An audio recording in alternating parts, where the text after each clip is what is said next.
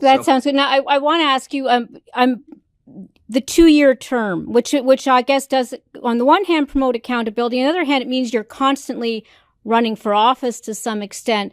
Has there ever been any thought of perhaps amending that? I think New Hampshire is one of the last states, isn't it, with Vermont?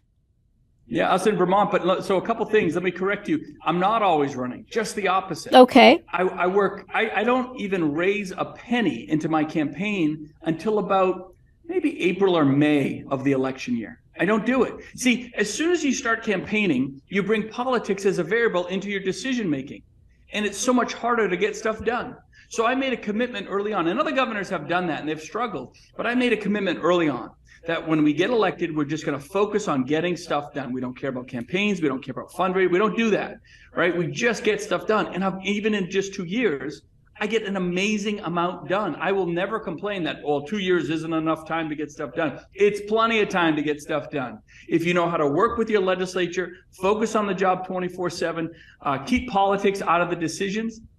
We've been able to do so much here in New Hampshire. Now, I'm on my 4th term. I'm the only second governor to ever have 4 terms, but there's never an excuse that I didn't have enough time to get stuff done. I'm always able to do it. And then when the campaign comes, you run on those successes. You run, I got all of this stuff done, and I did it because I ignored the politics early on. And then you run on those successes, and it's been an incredibly popular model and successful model for me, and I hope other governors follow it. We want to lead by that example. And look, if I'm not doing my job, you can fire me. Okay, that's very fair. Every 2 years.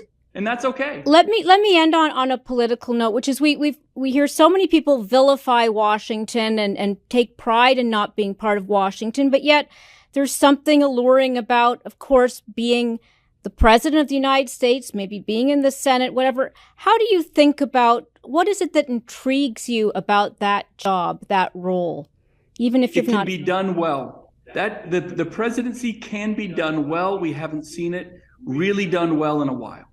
And so that's what's intriguing about it. I think people have lost a lot of faith. I think they've lost a lot of trust with Washington. But with the right leadership, it can be brought back. I know it can. I've seen it done, right? And we've been able to do it here in New Hampshire, and there's no reason somebody can't go to Washington and do it. I could have been a U.S. Senator. They asked me to run for the Senate. It does not attract me at all. That's not my skill set. My skill set is as a CEO. I believe in accountability. I believe in taking the credit where it's there and taking the blame where it has to be, because that's what leadership does. It doesn't deflect. And so I just get excited about the idea of reinstilling that public trust, reinstilling that optimism and that inspiration, that aspiration, if you will, that I think public service can bring to the table and should bring. But it only comes with the right leadership from the top.